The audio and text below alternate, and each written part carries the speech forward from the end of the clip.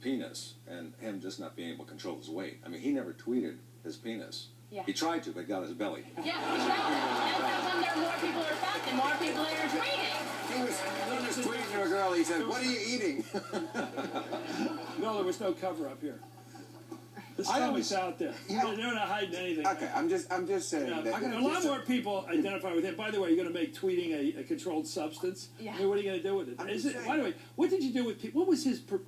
I don't want to use the word perversion too lightly, but what was Weiner's problem before there was tweeting? Twitter. What would he? In other words, did he have this condition before until the technology caught up with him? He's the guy who keeps sending. I mean, think of it. How do you go to rehab for something that didn't exist until doctors keeping up with this? Because there wasn't this stuff until this technology. First of all, it's not a condition. And I don't think so either. It's not a condition to be horny. You know what? I don't know how you treat this, or even if you should treat this. He's horny. You know what? As someone I'm 55 now. What are you? 43.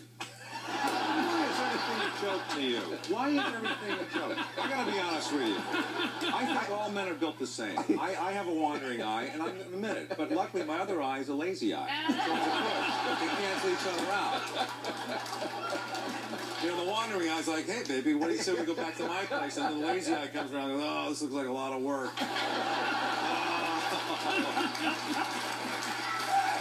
Oh, Kevin.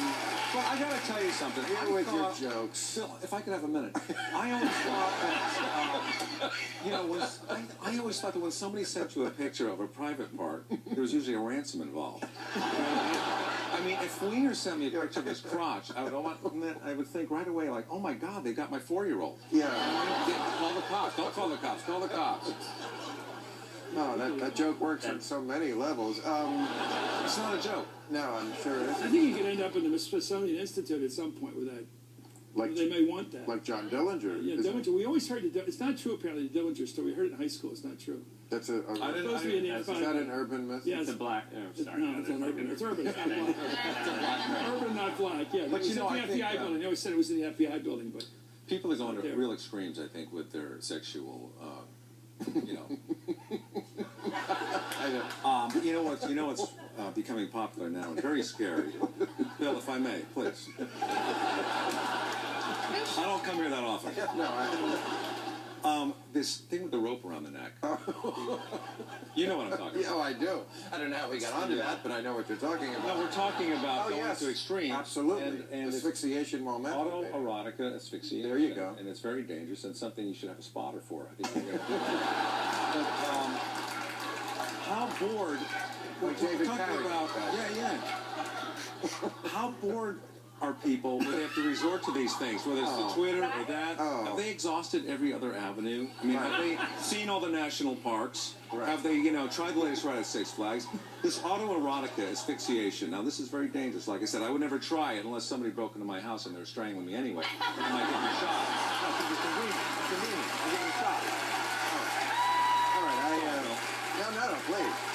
I was going to talk about. I may. I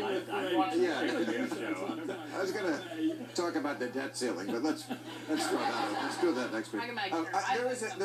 There is something else I wanted to talk about, sorry, because it's not a giant story, but it is all over the internet, and I think it reveals a very disturbing trend in America, which is that people think that freedom and entitlement are the same thing. There was this young woman in Austin, Texas, who went to a movie theater